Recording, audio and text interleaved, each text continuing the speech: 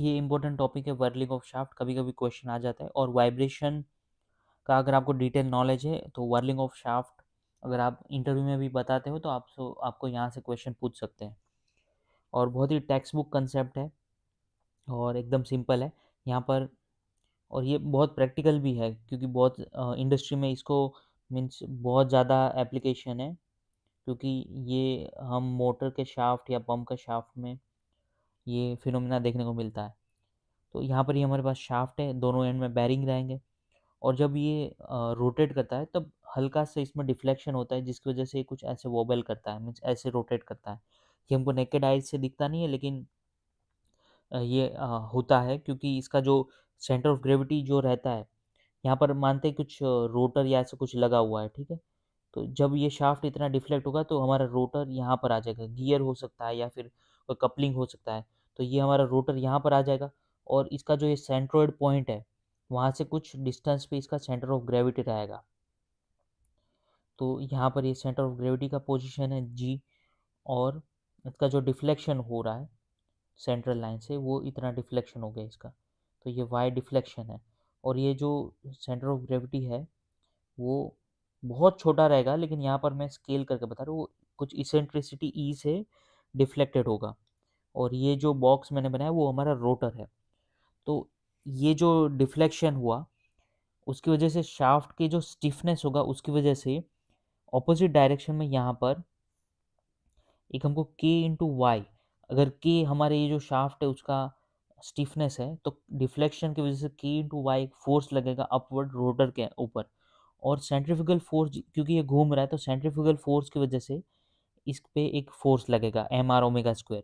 तो यहाँ पर मास अगर हम ये रोटर का एम मानते हैं, शाफ्ट का मास अगर हम नेगलेक्ट करते हैं और रोटर का मास एम है, आर जो है वो टोटल डिफ्लेक्शन है, means distance from the centre line of rotation. और ये हमारा सेंटर लाइन ऑफ रोटेशन है यहाँ पर स्ट्रेट शाफ्ट के बीच में। तो आर हमारा हो गया वाई प्लस ई, टोटल यहाँ से ये जी पॉइंट तक ये हो गया वाई प्लस ई आर।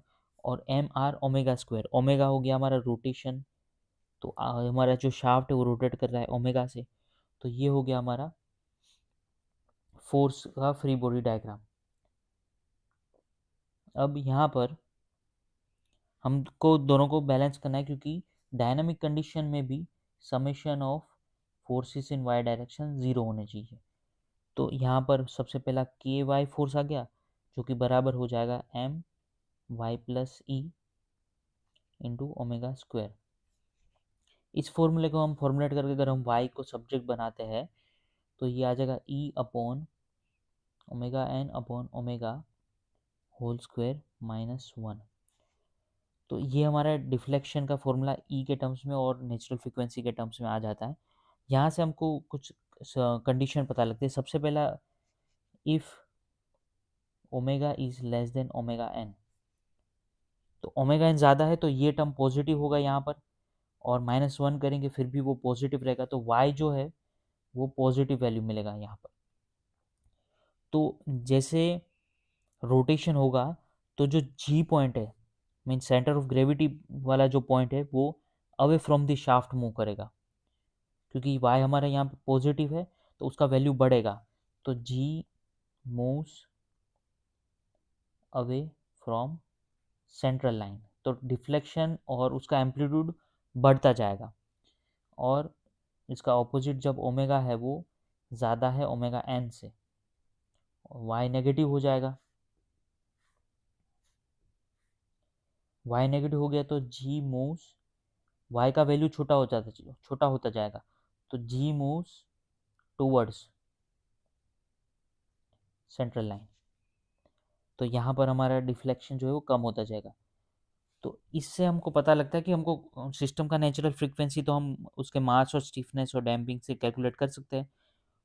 तो हमको कौन से फ्रीक्वेंसी पे ऑपरेट करना है, क्योंकि हम ओमेगा से ऑपरेट कर रहे हैं तो ये हमको पता लग जाता है। और अगर हमको पता है कि हमको कौन से स्पीड से उसको घुमाना है तो हम सिस्टम ही ऐसा डिज़ाइन करेंगे, ओमेगा एन का वैल्यू ही ऐसा रखेंगे कि हमको ऐसा वैल्यू मिले कि g moves toward the central line हो, ना कि away from the central line. तो इससे हम ऐसे जजमेंट ले पाते हैं। लेकिन अगर जब ओमेगा और ओमेगा एन का वैल्यू मैच हो गया, मीन्स रिजोनेंस हो गया तो जो डिफ्लेक्शन है वो इनफाइनाइट चला जाएगा, उसको बोलते हैं वर्लिंग,